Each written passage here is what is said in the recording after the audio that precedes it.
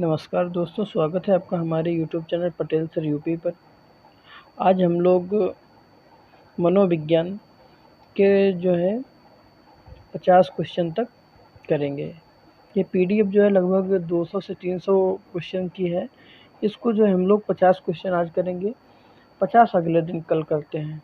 ठीक है, चलिए आइए शुरू करते हैं। हमारा पहला क्वेश्चन है कि प्रशिक्षण एवं अनुभव के द्वारा व्यवहार में होने वाले परिवर्तन को क्या कहते हैं? अधिगम कहते हैं।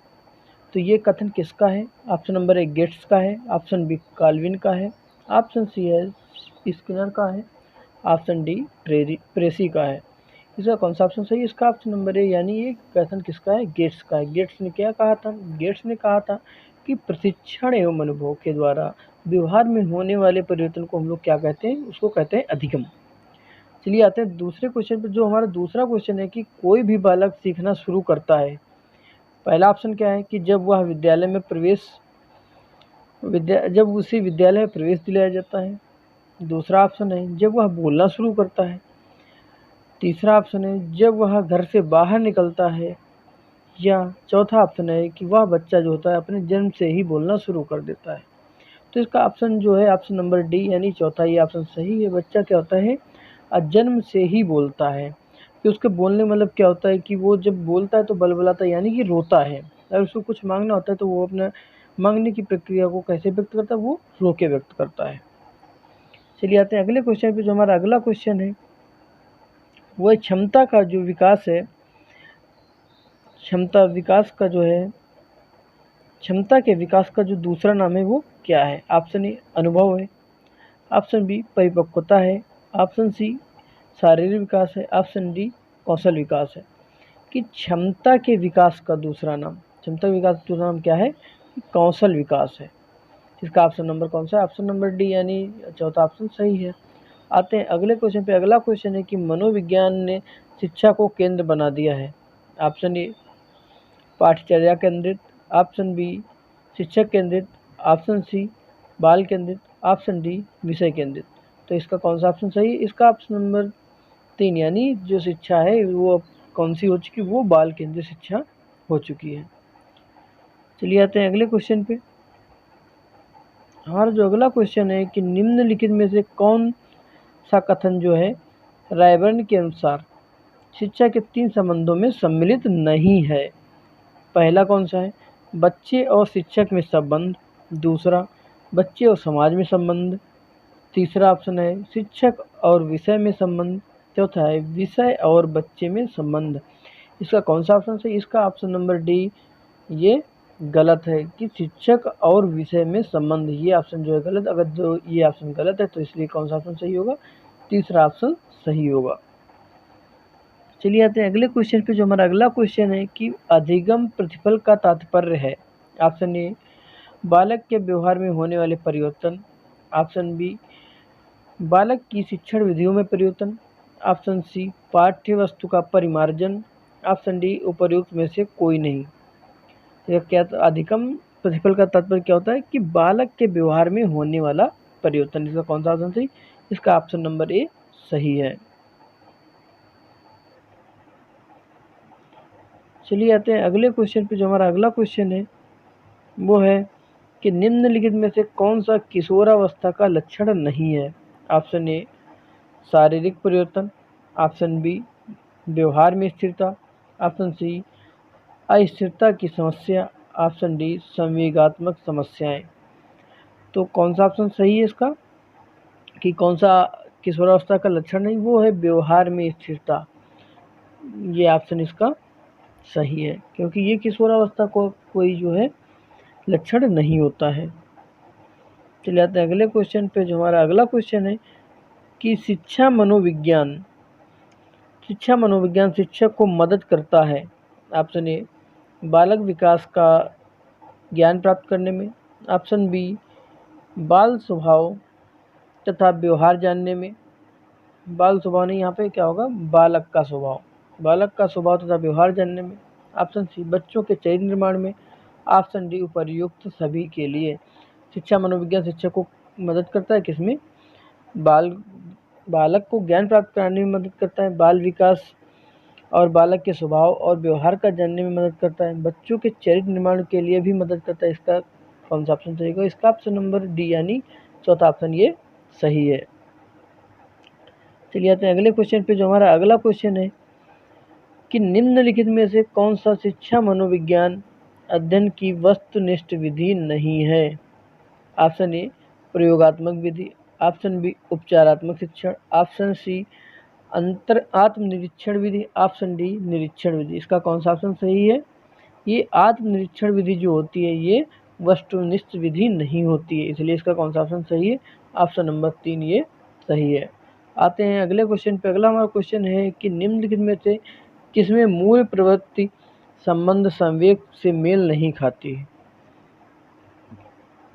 ऑप्शन ए है पलायन भय, ऑप्शन बी संवेदना आश्चर्य, ऑप्शन सी युद्ध प्रियता क्रोध, ऑप्शन डी अप्रियता घृणा। तो इसका कौन सा ऑप्शन जो है मेल नहीं खा रहा है? वो संवेदना आश्चर्य, ये जो है ऑप्शन गलत है, तो इसलिए कौन सा ऑप्शन सही? ऑप्शन नंबर बी ये सही है। चलिए आते हैं अगले क्वेश्चन पे, जो हमारा अगला क्वेश्चन है कि संवेद जो सामान्यतः दुख देता है? ऑप्शन ए करुणा, ऑप्शन बी भूख, ऑप्शन सी एकाकीपन, ऑप्शन डी जो है आत्माभिमान। तो कौन सा आपको जो होता है सामान्यतः सुख देता है? वो कौन सा देता है? ऑप्शन नंबर डी यानी आत्माभिमान जो होता है ये आपको हमेशा सुख देता है। आते हैं अगले क्वेश्चन पे। अगला क्वेश्चन है कि निम्नलिखित में से कौन सा अमूर्त स्थायी भाव है? ऑप्शन ए आदर, ऑप्शन बी स्थान निवास, ऑप्शन सी पशु, ऑप्शन डी क्रोध। इसका कौन सा ऑप्शन सही है? स्थायी भाव जो है अमूर्त स्थायी भाव आदर, आदर को जो है हम लोग सिर्फ महसूस कर सकते हैं, ना कि उसको देख सकते हैं। आदर क्या होता है? ये एक भावना होती है, भावना को कभी हम लोग देख नहीं सकते। आते हैं अगले क्वेश्चन पे। जो हमारा अगला क्वेश्चन है वो है कि किसी दुखी व्यक्ति को सहानुभूति के 2 शब्द कहना जिसका उदाहरण है। ऑप्शन ए सक्रिय सहानुभूति, ऑप्शन बी निष्क्रिय सहानुभूति, ऑप्शन सी व्यक्तिगत सहानुभूति, ऑप्शन डी उपर्युक्त में से कोई नहीं। तो कौन सा इसका ऑप्शन सही है? इसका ऑप्शन नंबर बी ये निष्क्रिय सहानुभूति, ये ऑप्शन इसका सही है। चलिए आते हैं अगले क्वेश्चन पे। हमारा अगला क्वेश्चन है वो है कि किसी व्यक्ति के विकास के संबंध में कौन सा कथन सही नहीं है? ऑप्शन ए यह जन्म से मृत्यु तक जारी रहता है, ऑप्शन बी वृद्धि विकास का एक हिस्सा है, ऑप्शन सी कि परिवर्तनों को देखा और मापा जा सकता है, ऑप्शन डी उपर्युक्त सभी। कौन सा विकास के संबंध में सही नहीं है? इसका कौन सा ऑप्शन सही? इसका ऑप्शन नंबर 3 यानी कि परिवर्तनों को देखा तो जा सकता है लेकिन परिवर्तन को मापा नहीं जा सकता है, इसलिए इसका कौन सा ऑप्शन सही? इसका ऑप्शन नंबर डी सी सही है। चलिए आते हैं अगले क्वेश्चन पे। अगला हमारा क्वेश्चन है कि स्टैनले हॉल के अनुसार ऑप्शन ए किशोर वर्तमान की शक्ति और भावी आशा को प्रस्तुत करता है, ऑप्शन बी किशोरावस्था बड़े संघर्ष तूफान तनाव तथा विरोध की अवस्था है, ऑप्शन सी किशोरावस्था एक ज्वर है जो बालक की नसों में उठना शुरू होता है, ऑप्शन डी किशोरावस्था बचपन से परिपक्वता की ओर गमन है। इसका कौन सा ऑप्शन है? इसका ऑप्शन नंबर बी यानी किशोरावस्था बड़े संघर्ष तनाव तूफान की एक अवस्था है। यह परिभाषा किसने दी थी? ये परिभाषा स्टैनले हॉल जी ने दी थी। चलिए आते हैं अगले क्वेश्चन पे। हमारा जो अगला क्वेश्चन है कि निम्नलिखित में से कौन सी किशोरावस्था की विशेषता नहीं है? जब आप पेपर देने जाते हैं, अगर कहीं पे नहीं आता है तो उसको आप अंडरलाइन कर लीजिए या उस पर सर्कल बना लीजिएगा, क्योंकि नहीं वाले क्वेश्चन जो होते हैं अधिकतर गलत हो जाते हैं। चलिए आते हैं पहले ऑप्शन पे। पहला ऑप्शन है शारीरिक विकास, ऑप्शन बी मानसिक विकास, ऑप्शन सी समूह का महत्व, ऑप्शन डी तीव्र समायोजन। तो इसका कौन सा विशेषता किशोरावस्था की नहीं है? इसमें तीव्र समायोजन ये जो है किशोरावस्था की विशेषता नहीं है। चलिए आते हैं अगले क्वेश्चन पे। अगला हमारा क्वेश्चन है कि थकावट और बीमारी जैसे कारक मुख्य रूप से प्रभावित करते हैं। ऑप्शन ए बच्चे के संवेगात्मक विकास को, ऑप्शन बी बच्चे के शारीरिक विकास को, ऑप्शन सी बच्चे की संकल्प शक्ति को, ऑप्शन डी बच्चे के आत्मविश्वास को। इसका कौन सा ऑप्शन सही है? इसका ऑप्शन नंबर बी, यानी बच्चे के शारीरिक विकास को कौन प्रभावित करता है? थकावट और बीमारी जैसी कारक जो होते हैं ये बच्चे के शारीरिक विकास को प्रभावित करते हैं। आते हैं अगले क्वेश्चन पे। अगला क्वेश्चन हमारा है कि सीखना विकास की प्रक्रिया है, या किसने कहा था? Option A Woodworth, option B Thorndike, option C Morgan, option D Cronbach. ये किसने कहा था? ये वुडवर्थ ने कहा था। और उन्होंने क्या कहा था कि विकास जो होता है, सीखना जो होता है वो विकास की एक प्रक्रिया है। वुडवर्थ को क्या कहा जाता है? वुडवर्थ जो है व्यवहारवाद के ये क्या हैं? जनक हैं। चलिए आते हैं अगले क्वेश्चन पे। हमारा जो अगला क्वेश्चन है वो है कि निम्नलिखित में से कौन सा कारक सीखने के संबंध में सही नहीं है?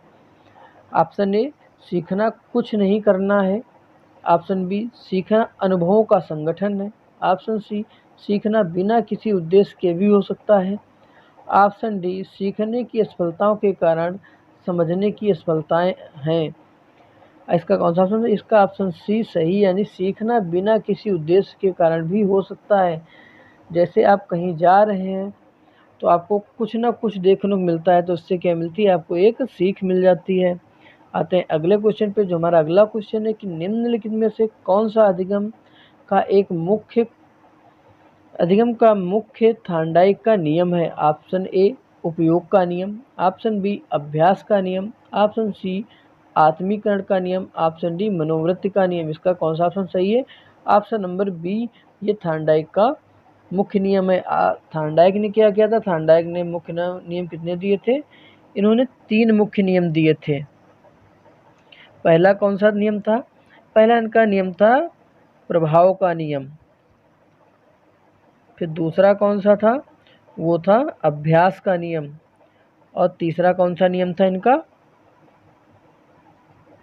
तीसरा ने आप जो है कमेंट करके बताइएगा। चलिए आते हैं अगले क्वेश्चन पे। अगला क्वेश्चन है हमारा कि निम्नलिखित में से कौन सा प्रभावी अधिगम का अवरोधक नहीं है? चलिए आते हैं पहले ऑप्शन पे। ऑप्शन पहला है कि प्रेरणा का अभाव, ऑप्शन बी जीवन से ना जोड़ना, ऑप्शन सी अधिगम परिस्थिति, ऑप्शन डी इनमें से कोई नहीं। अधिगम का अवरोधक कौन सा नहीं है? कि वो अधिगम की परिस्थिति, ये अधिगम का कोई अवरोध नहीं है। प्रेरणा का अभाव, अगर आप में कोई प्रेरणा नहीं होगी तो आपका अधिगम नहीं होगा। ऑप्शन बी क्या कहता है? जीवन से ना जोड़ना, अगर बच्चे को सिखाने से पहले उसके मातृभाषा या उसके जीवन से नहीं जोड़ोगे तो उसको सीखने में कठिनाई होगी। आते हैं अगले क्वेश्चन पे। अगला क्वेश्चन है कि कंप्यूटर की किस इकाई में जटिल गणनाएं करने की क्षमता होती है? ऑप्शन ए अदा इकाई, ऑप्शन बी स्मृति भंडारण इकाई, ऑप्शन सी केंद्रीय प्रोसेसिंग इकाई, ऑप्शन डी प्रदा इकाई। इसका कौन सा ऑप्शन सही है? इसका ऑप्शन नंबर 3, यानी कि केंद्रीय प्रोसेसिंग इकाई जो है ये ऑप्शन इसका सही है। चलिए आते हैं अगले क्वेश्चन पे। जो हमारा अगला क्वेश्चन है कि निम्नलिखित में से कौन सी शिक्षण अधिगम सामग्रियों से संबंधित एक गतिविधि सहायक सामग्री नहीं है? Option A overhead projector, option B नाटक, ऑप्शन सी प्रदर्शन, ऑप्शन डी क्षेत्र भ्रमण। इसका कौन सा नहीं है? ये प्रोजेक्टर इसकी गतिविधि आधारित नहीं है।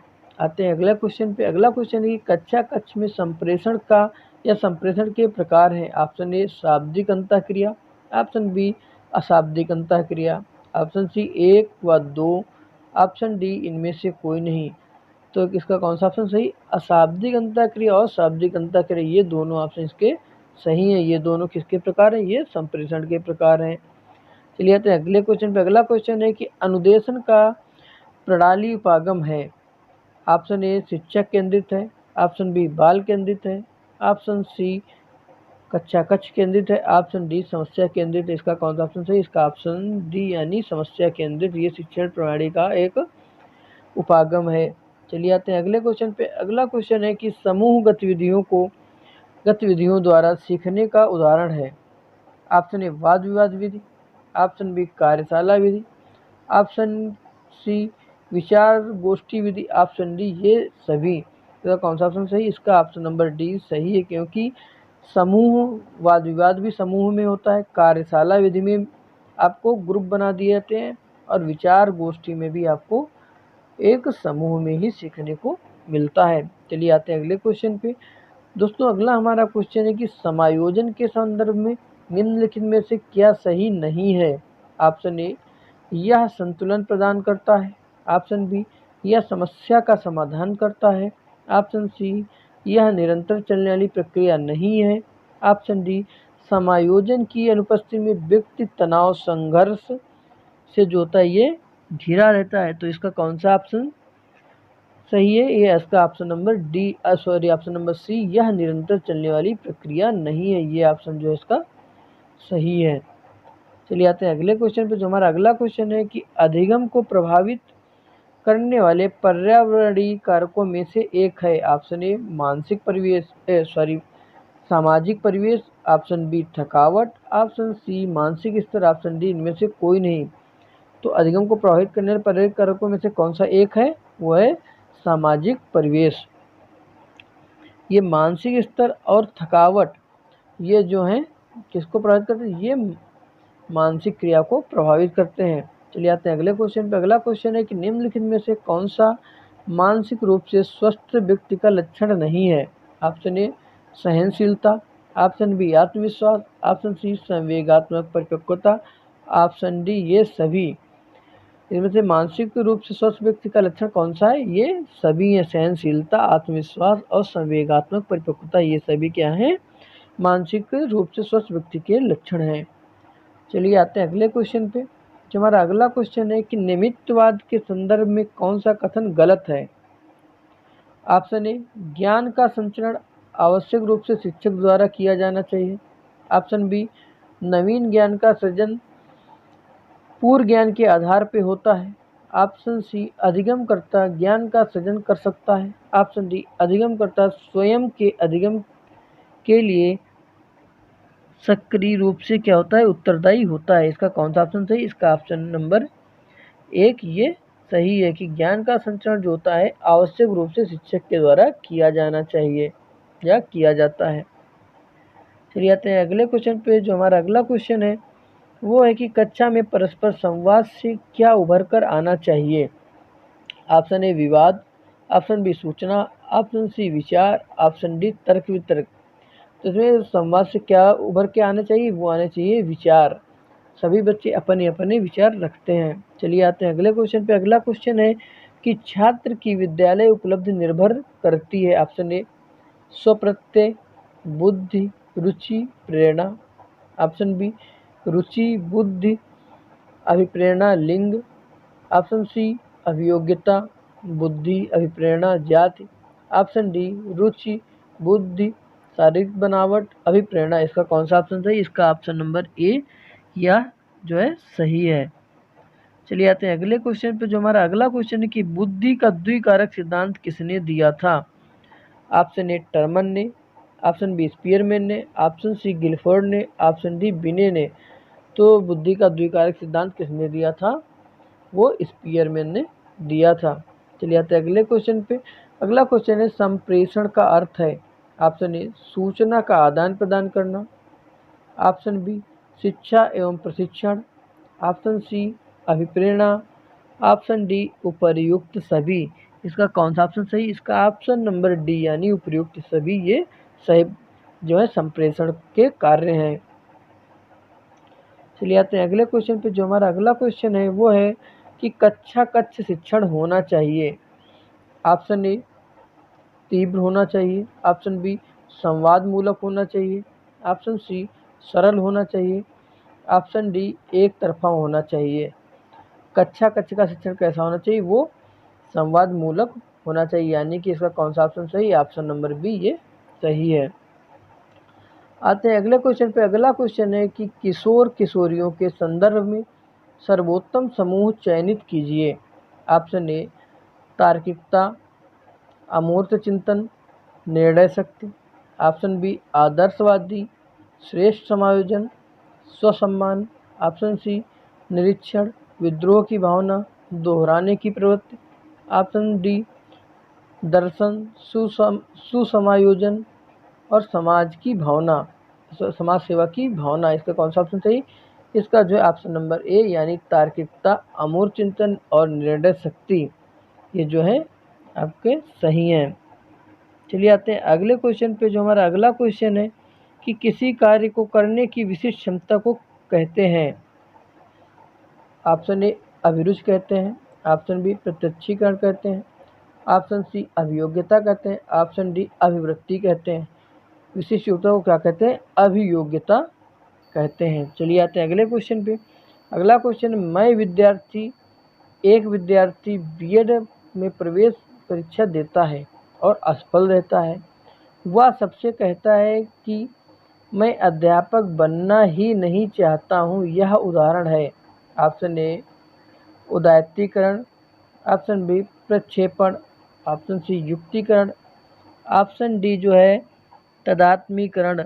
इसका कौन सा ऑप्शन सही? इसका ऑप्शन नंबर 3 यानी युक्तिकरण ये सही है।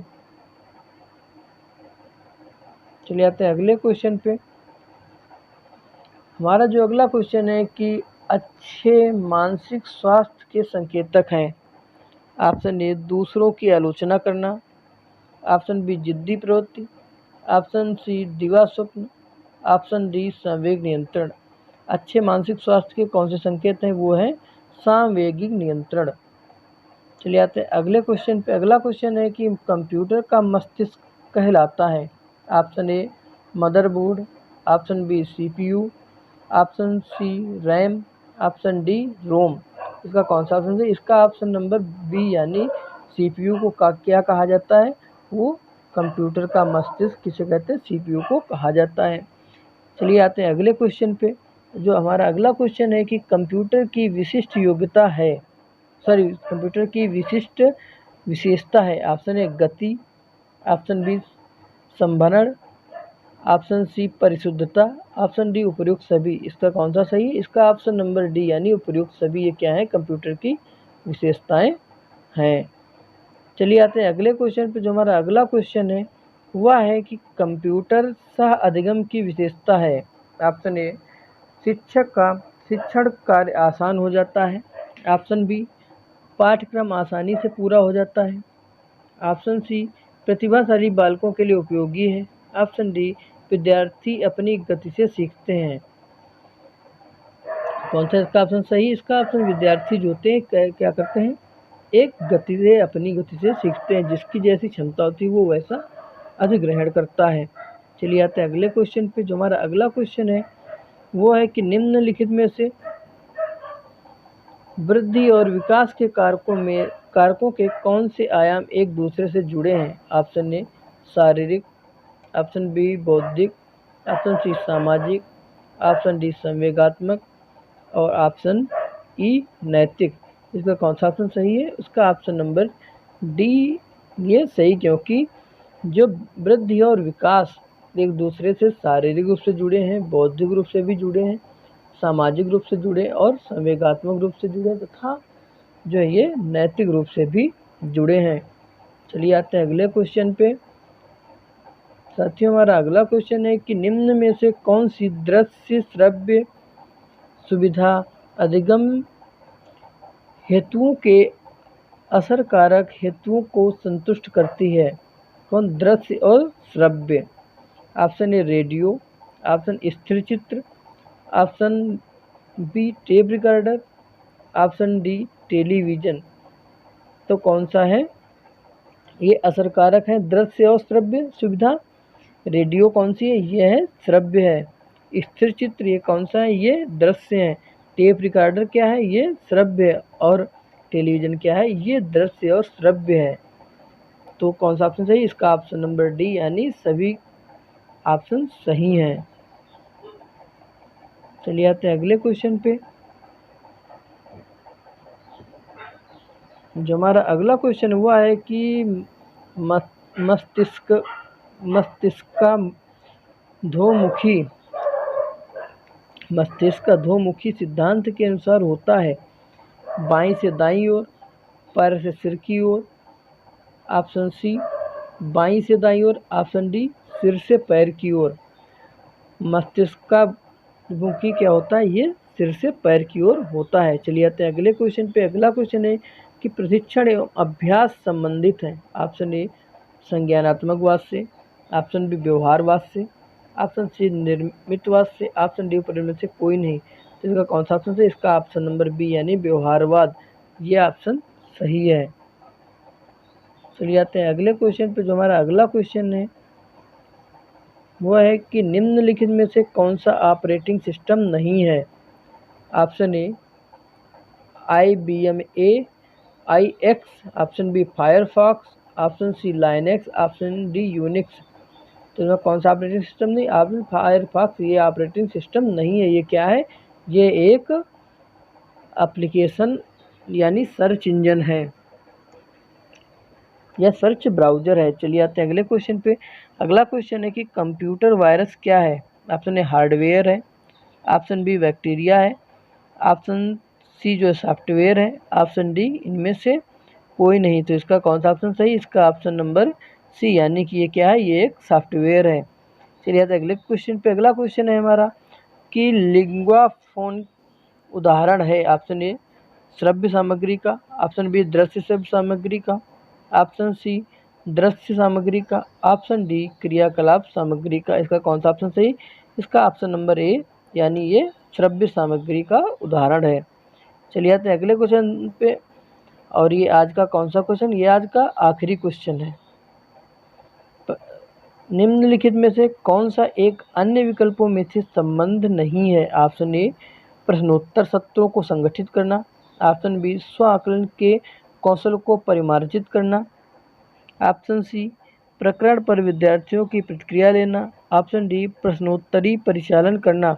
इसका कौन सा ऑप्शन है, इसका ऑप्शन नंबर बी ये सही है कि स्व आकलन के कौशल को प्रतिमार्जित करना। इसका ये ऑप्शन जो है ये सही है। तो दोस्तों आज के लिए इतना ही, फिर मिलेंगे कल आपको, इसके आगे से कंटिन्यू करेंगे। आपको अगर वीडियो अच्छी लगी है तो आप वीडियो को लाइक कीजिएगा, चैनल को सब्सक्राइब कीजिएगा और इसकी PDF जो है ये आपको हमारे टेलीग्राम चैनल पे मिल जाएगी। टेलीग्राम चैनल के लिए आपको जो लिंक डिस्क्रिप्शन बॉक्स में दिया गया है। और दोस्तों सीटेड की कंप्लीट क्लासें आपको इसी चैनल पे मिल जाएंगी, जो क्लासें आपको जो है 10 अप्रैल से शुरू होने वाली हैं।